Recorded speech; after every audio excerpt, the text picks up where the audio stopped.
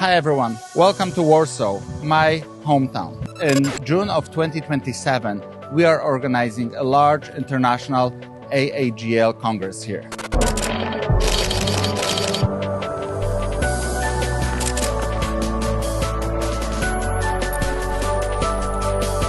And here we're at the center of Warsaw. This is a Palace of Culture and Science behind me.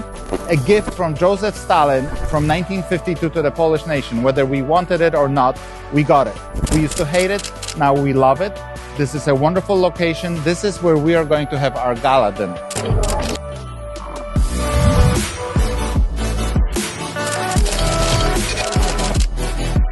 Now I welcome you to Hilton Hotel Warsaw Conference Center. So in this very modern, beautiful place, we'll be talking about robotic surgery, we'll be talking about innovations in surgery, artificial intelligence. This will be a continue what we have started in Vancouver in 2025.